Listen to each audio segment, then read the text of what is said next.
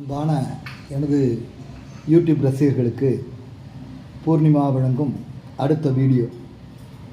அதாவது நாம் நமது குருநாதர் மூட்டைசாமி அவர்களுடன் நேரடியாக நடந்த அனுபவங்களை ஆடியோ வீடியோவாக்கி தருகிறோம். இப்பொழுது 2006ஆம் ஆண்டு நடந்த ஒரு நிகழ்வு. 2006ஆம் ஆண்டு, அது மே மாதம் என்று நினைக்கிறேன். அந்த மே மாதத்திலே சுவாமி அவர்கள் என்னிடம் ஒரு காரியத்தை ஒப்படைத்தார்கள். மே ஆரம்பத்தில், அதாவது நான் சிறிது பணம் கையில் இருந்த காரணத்தால் அதனை எனக்கு தெரிந்த அன்பர்களுக்கு 1% வட்டிக்கு கொடுத்து வந்தேன். சாமி அவர்களுக்கு நான் வட்டிக்கு கொடுப்பது பிடிக்கவில்லை. எந்த பிஸ்னஸாவது செய், இல்லை எந்த பிஸ்னஸாக முதலீடு செய், வட்டிக்கு கொடுத்து வாங்கும் பழக்கத்தை செய்யாதே. அது மகா மோசமானது. உனக்கும் பின்னால் உனது குடும்பத்திற்கும் பெரிய ஒரு இழப்பை ஏற்படுத்தக்கூடிய ஒரு தொழிலாக வந்து அமையும். ஆதலால் இந்த தொழில் நமக்கு வேண்டாம் என்று சொல்லியிருந்தார். அவர் சொல்லிய பொழுது அந்த 2006ஆம் ஆண்டு ஜனவரி மாதமே சொல்லிவிட்டார். நான் மே மாதம் வரை ஆனால் தொழிலை நிறுத்தாமல் செய்து கொண்டே தான் இருந்தேன். சாமி அவர்களுக்கு தெரியாமலா இருந்திருக்கும். ஆனால் நான் அதை பற்றி ஒரு மிக பெரிதாக கவனம் செலுத்தவில்லை. 2006ஆம் ஆண்டு அந்த மே மாதம் 5 தினங்களுக்குள் இது நடந்தது. எனக்கு நன்றாக நினைவிருக்கிறது. அப்பொழுது சுவாமி அவர்கள் மோகன் தோட்டத்திலே அந்த கிணற்று சாலையிலே தான் இருந்தார். நான் சிறிது கவலை தோர்ந்த முகத்துடன் சாமி அவர்களை பார்க்க மதுரையிலிருந்து பழனிக்கு வந்தேன். அப்பொழுது சாமி அவர்கள் பக்கத்தில் இருக்கும் நண்பர்களிடம் சொல்லி கொண்டிருந்தாராம், நம்ம சங்கம் வட்டிக்கு ஆசைப்பட்டு பணத்தை கொடுத்துட்டு சாமி பணம் வரலையேன்னு சொல்லி ரொம்ப பிரச்சனையோடு வந்துக்கிட்டு இருக்கான் சாமி, நம்மளை பார்க்க நான் வந்துட்டான் பார் அப்படின்னு சொல்ல, நான் சரியாக சாமியை பார்க்க சாலை அருகே நுழைந்தேன். சாமி என்னை பார்த்துட்டு, என்னடே சொல் பேச்சு கேளாத ஆள்டா நீலாம், என்னடா ஒரு ஆள், வட்டிக்கு கொடுக்காதேன்னு சொன்னேன். இப்போ வட்டிக்கு கொடுத்து மாட்டிக்கிட்டு நான் சொல்லி எவ்வளோ நாளாச்சு, ரொம்ப நாளாக சொல்கிறேன். இப்போ 5-6 மாதமாக நிறைய தடவை சொல்லிட்டேன். ஆனாலும் நீ விடாமல் சொல்கிறது செஞ்சுட்டு இப்போ குய்யோ முறையோன்னு அவனோட போய் நேற்று சண்டை போடுறான். 2 பேருக்கும் கைகளை பாய்ச்சா இல்லையான்னாரு. சாமி சொன்னது உண்மை. நான் ஒருவரிடம் 1% வட்டிக்கு 1 லட்சம் ரூபாய் கொடுத்திருந்தேன். அவர் 2 மாதமாக வட்டி தரவில்லை. நான் என்ன சொன்னேன், உங்களால் வட்டி தர முடியவில்லை என்றாலும் பரவாயில்லை, அந்த நண்பரது பெயர் பிரபு, உங்களால் வட்டி தர முடியவில்லை என்றாலும் பரவாயில்லை, எனது அசலை கொடுத்து விடுங்க, எனக்கு அசல் தேவைப்படுகிறது தொழிலுக்கு என்று சொன்னேன். அப்பொழுது அவர் அசல் சிறிதாக, அதாவது 25,000 தரேன்னு சொல்லியிருந்தார். முதல் 25,000 அந்த மே மாதம் தருவதாக சொல்லியிருந்தார். அதை வாங்க சென்ற பொழுது அந்த 25,000 தராமல் மிகவும் அகராதியாக என்னிடம் பேசினார். பணம் தர முடியாது, உன்னால் என்ன பண்ண முடியுமோ பண்ணிக்க, சும்மா அந்த மிரட்டெல்லாம் இங்கே வச்சுக்க கூடாதுன்னு சொல்ல. அவர் ஜெய்கிந்தபுரம் பகுதியை சேர்ந்தவர். நான் சொன்னேன், ஏப்பா பணம் வாங்கும்போது எவ்வளவு தூரத்துக்கு சொல்லி எவ்வளவு தூரம் இது பண்ணி நீ வந்து பணம் வாங்கின, உன் பிரச்சனையெல்லாம் சொல்லி அழுது புலம்பி சிபாரத்துக்கு 2-3 ஆளையெல்லாம் கூட்டி வந்து நீ பணத்தை வாங்கின. இப்போ தர முடியாதுன்னு சொன்னால் அது என்னப்பா அர்த்தம்? வாங்கி திங்கும்போது அறிவு இல்லையா? அப்போ எங்கே அறிவு போச்சு? வெக்கம் இல்லாமல் வாங்கி தின்னியா அப்படின்னு சொல்ல இருவருக்கும் வார்த்தை முற்றியது. பிறகு அவர் என்னை வாடா என்றும் நான் அவரை வாடா போடா என்றும் சொல்ல, கடைசியில் நான் என்னை மீறிய கோபத்தில் அவரை 2-3 அடிகள் அடித்து கீழே தள்ளி பிரட்டி எடுத்து விட்டேன். பிறகு ஜெய்கிந்தபுரம் போலீஸ் ஸ்டேஷனில் நான் இந்த மாதிரி தேவையில்லாமல் பணம் கேட்டு மிரட்டுவதாகவும் ரவுடித்தனம் செய்வதாகவும் சொல்லி என் மீது போலீஸ் கம்ப்ளைண்ட் வேறு ஆகி இருந்தது. பிறகு அங்குள்ள இன்ஸ்பெக்டர் என்னை கூப்பிட்டு விசாரிக்கும் பொழுது என் மேல் தவறில்லை என்று அவர் புரிந்து கொண்டு, ஏண்டாடே அவர்கிட்ட பணத்தை வேறு வாங்கிட்டு அவர் மேலே கம்ப்ளைண்ட் கொடுக்குறியா, ஒழுங்காக மரியாதை வாங்கல பணத்தை கொடுன்னு போலீஸ்காரர் சொல்ல, அவங்களுக்கு வேறு வழி இல்லாமல் இன்ஸ்பெக்டரே சொல்லிட்டாரு சொல்லி அப்புறம் அவர் மூலமாக பேசி ஒரு தவணை வாங்கியிருந்தோம். அதாவது இன்னும் 40 நாளில் ஃபஸ்ட்டு 25,000 கொடுத்துறதாகவும், அடுத்தடுத்து 40 நாளில் அடுத்தடுத்து 25,000 கொடுத்தாவும் எழுதி வாங்கியிருந்தோம். இந்த விஷயத்தை எடுத்துக்கிட்டு தான் நான் சாமிகிட்ட வந்திருந்தேன். சாமி என்னைய மேலே எங்களையும் பார்த்துட்டு, சாமி நான் தான் சொன்னேனே இல்லையா சாமி, வட்டிக்கே கொடுக்கக்கூடாதுன்னு, இது அவனுக்கு போய் ஏன் சாமி கொடுத்தா, ஒரு காவணி போய் சாமி, வட்டிக்கு கொடுத்தா அப்படி தான் சாமி, வட்டி காசு என்றைக்குமே நம்மளை உருப்பட வைக்காது சாமி, அந்த அசலும் திரும்பி வராது, நம்ம வாங்குகிற வட்டி நமக்கு நிலைக்காது சாமி, ஏன் சாமி இந்த தொழிலை பண்ணுற அப்படின்னு சொல்ல. சாமி தெரியாமல் பண்ணிட்டேன் சாமி, நீங்கள் எப்படியாவது பணத்தை வாங்கி கொடுங்க. ஆமாம், இவர் கொடுக்கும்போது என்னைய கேட்டு தான் கொடுத்தாரு, இப்போ மட்டும் பணத்தை கேட்குறாரு. ஏன் சாமி, என்ன உனக்கு கடையில் உனக்கு அவனுக்கு கடையில் நான் என்ன புரோக்கரா? ஏன் சாமி, நான் பழனி கணக்கம்பட்டியில் இந்த மோகன் ஜாலை இதுக்கு தான் உட்காந்துக்கிட்டு இருக்கேனா? புரோக்கர் வேலை பார்க்கவும் வட்டி வாங்கி கொடுக்கவும். ஓ சாமி, இதை சொல்ல தான் இங்கே வந்தியாக்கும் மதுரை பஸ் ஏறி பழனிக்கு. அங்கிட்டு போய் உட்காரு சாமி, தக்காமல் திரும்பி போய் உட்கார், தக்காமே உட்கார் அப்படிங்க. நான் மிகுந்த கவலை தவிர்த்த முகத்திறன். நான் வரும்பொழுது காலை ஒரு 11-12 மணி இருக்கும். கவலை தவிர்த்த முகத்திறன் நான் அவர் சொன்னபடி தெற்கு திசை நோக்கி சென்று தெற்காமே உட்கார்ந்தேன். அப்புறம் சிறிது நேரம் கழித்து எனது நண்பர் வேலு வந்தார். அவரையும் என்னென்ன விவரம் கேட்டுவிட்டு, அந்த நாய் இன்னும் பணம் தரலையா, என்ன சொன்னார் நம்ம தலைவர், தலைவர்ன்றது சாமியை.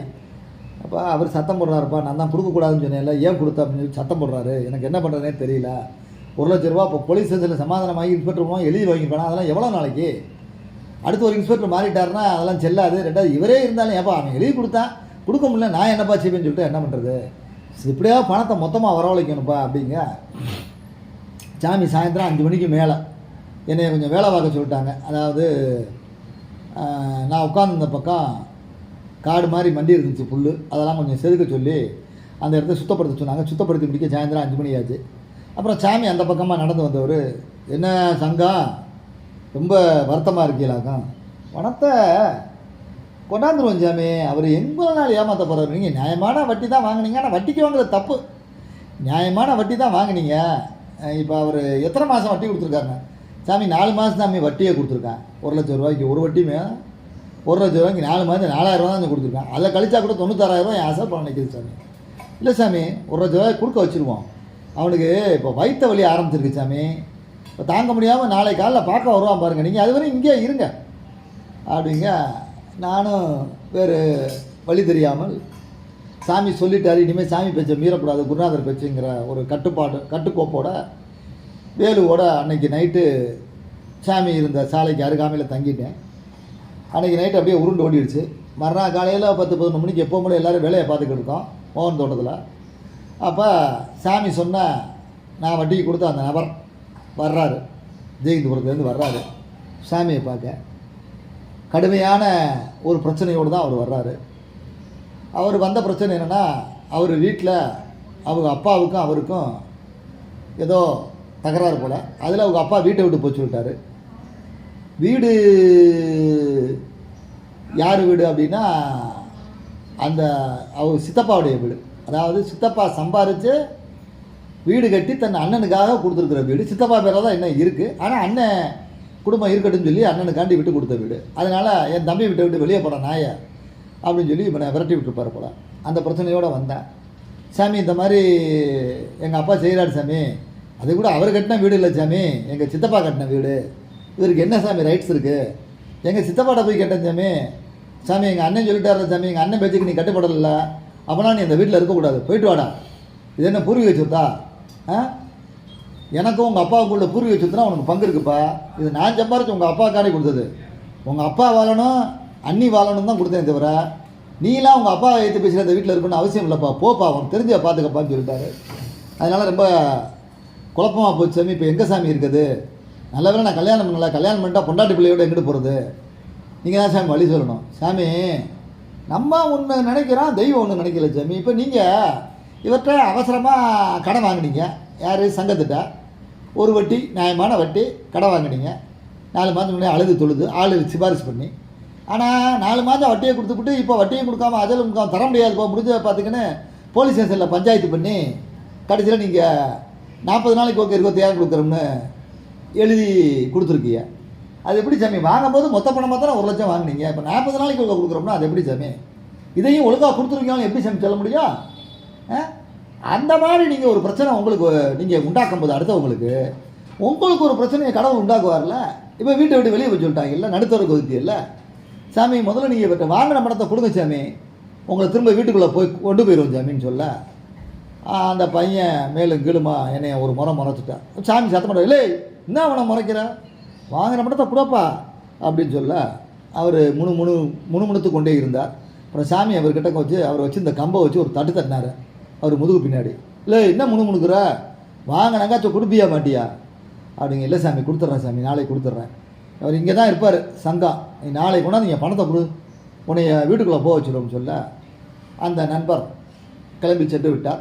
மறுநாள் காலை வரும் பொழுது எனக்கு கொடுக்க வேண்டிய அந்த 1 லட்சம் ரூபாய் அசல் பணம், வேறு 3 மாதத்திற்கு கொடுக்க வெட்டி பணம் 3000 ரூபாய் எல்லாம் சேர்த்து எடுத்துக்கொண்டே வந்து 1,30,000 ரூபா சாமி கையில் கொடுத்தாரு. சாமி எங்கிட்டா சாமி வாங்கினது அவன்கிட்ட தானே, அவன்கிட்டே கொடு அப்படிங்க. அப்புறம் அண்ணே மன்னிச்சுங்கண்ணே அப்படின்னு சொல்லிட்டு எங்கிட்ட பணத்தை திரும்ப கொடுத்துட்டாரு. அப்புறம் இன்ஸ்பெக்டர்கிட்ட எழுதி கொடுத்துருந்த அந்த பேப்பரை நான் சாமிகிட்ட கொண்டு போயிருந்தேன் காமிக்க. அதை நான் அவர் கையில் கொடுக்க சாமி அதை வாங்கி, என்னப்பா இந்த பேப்பர் உனக்கு வேணும்ல தான் வச்சுக்கணும்னா அவர் வாங்கி கிழிச்சு போட்டார். அப்புறம் இன்ஸ்பெக்டர்கிட்ட போய் விவரம் சொல்லியிருப்பா பணத்தை வாங்கிட்டேனே அப்படின்னு எங்கிட்ட சாமி சொல்ல, சரிங்க சாமி அப்படின்னு. சரி 2 பேரும் நண்பர்களாக இருக்கீங்க, ஏன் பகையாக இருக்கீங்கன்னு சொல்ல அப்புறம் 2 பேரும் பேசிக்கிட்டோம். இது 3ஆவது நாள் அந்த சூழல் முடிஞ்சோன்னே சாமி சொன்னார், சாமி நீங்கள் ஊருக்கு போங்கன்னு என்னை ஊருக்கு போச்சு விட்டார். சாமி நான் வீட்டுக்கு போகலாம் சாமி, உங்கள் சித்தப்பா உங்கள் அப்பா எல்லாம் ஒன்று கூடி இப்போ பேசிக்கிட்டு இருக்காங்க சாமி, நாளைக்கு உங்களை வீட்டுக்கு வர சொல்லுவாங்க, நீங்கள் கவலைப்படாதீங்க தகவல் வரும்னு சொல்ல, அதே போல் மறுநாள் 4ஆவது நாள் அந்த ஃப்ரெண்டுக்கு தகவல் வந்து அவங்கள வீட்டுக்கு வர சொல்லிட்டாங்க. திரும்ப அவர் வீட்டுக்குள்ளே போயிட்டார். அந்த மாதிரி எனக்காண்டி சாமி அவருடைய எல்லா விதமான சூழ்நிலையும் விட்டு எனக்கு அந்த பணத்தை வாங்கி கொடுத்தோடு மட்டும் இல்லாமல் அந்த பணத்தை கொடுக்க வைக்கிறதுக்கு என்ன வழின்னு அவருக்கு ஒரு பிரச்சனை உண்டானதை தனக்கு அந்த பணம் வாங்கி கொடுக்குறதுக்கு எனக்கு அந்த பணத்தை வாங்கி கொடுக்குறதுக்கு சாதகமாக பயன்படுத்திக்கிட்டு பணத்தை வாங்கி கொடுத்தோடு மட்டும் இல்லாமல் என்னுடைய கஷ்டத்தையும் போக்கணும் குருநாதர், அந்த நண்பருடைய கஷ்டத்தையும் வீட்டை விட்டு வெளியே வரட்டின அவங்க அப்பா அவங்க சித்தப்பா அந்த கஷ்டத்தையும் போக்கி அவரை திரும்பவும் வீட்டுக்குள்ளே சேர்த்து வச்சு நாங்கள் 2 பேரும் சண்டை போட்டு பகையான எங்களையும் ஒன்றாக்கி நண்பர்களாக்கி இந்த மாதிரி சாமி மிகப்பெரிய திருவிளையாடலை புரிந்தார். அப்போ தான் நான் தெரிஞ்சுக்கிட்டேன், என்றைக்குமே குரு பேச்சை மீறவே கூடாது. குரு பேச்சை மீறினா அதுக்கு சரியான தண்டனை உண்டு, கஷ்டம் உண்டு, துன்பப்படணுங்கிறத நான் தெரிஞ்சுக்கிட்டேன். அதை என் நண்பரும் புரிஞ்சுக்கிட்டாரு, தெரிஞ்சுக்கிட்டார். ஏன்னா வாங்கின காசை ஏமாத்தினா நமக்கு வேற ஒரு பிரச்சனை வரும், அது ரொம்ப இக்கட்டாக இருக்குங்கிறதையும் அவரும் தெரிஞ்சுக்கிட்டார். இந்த மாதிரி படிப்படைய எங்களுக்கு அந்த குருநாதர் உணர்த்தினார் என்பதை உங்களுடன் பகிர்ந்து கொள்வதில் பெருமகிழ்வடைகின்றேன். அதாவது எச்சமறியேன் நான் எனக்கு இருக்கின்றதை அறியேன், அச்சோ எங்கள் அரணே அருமருந்தே எனது அமுதே செச்சை மலர்புரை மேனியன் திருப்பெருந்துறை உறைவான் நிச்சம் என நெஞ்சில் மன்னியான் ஆகி நின்றானே அப்படின்னு அந்த திருவாசகத்தில் சொல்கிற மாதிரி வெற்றி மலர் போன்ற சிவந்த திருமேனி உடைய திருப்பெருந்துறை உரையும் சிவனே, எனது உள்ளத்தில் உறுதியாய் நிலைத்து என்னோடு கலந்து யானாகி நின்றவனே, கிடைத்தற்கரிய அமுதமே சாவா மருந்தே, நான் இன்னும் பெற வேண்டிய மிச்சத்தை அறிந்திருக்கிறேன், எனக்குள்ள குறையும் இப்பொழுது அறிந்து கொண்டேன், நல்ல அழகிது என்று நகைக்காது உன்னை சரணடைந்த என்னை ஏற்றுக்கொண்டு எனக்கு நல்லவர்கள் புரிந்த சிவபெருமானே என்னும் மாணிக்க வாசகர் சிவனை பார்த்து பாடின மாதிரி திருப்பெருந்துறை சிவனை பார்த்து பாடின மாதிரி நானே என் குருநாதரை பார்த்து இந்த பாடலை மனசுக்குள்ளே பாடி உங்களை சரணடைந்த எங்களை கைவிடாமல் காப்பாற்றினதுக்கு மிக்க நன்றி சாமின்னு கூறி சாமிக்கு நன்றி கூறி இந்த வீடியோ உரையை முடித்துக் கொள்கிறேன். நன்றி, வணக்கம். பூர்ணிமா.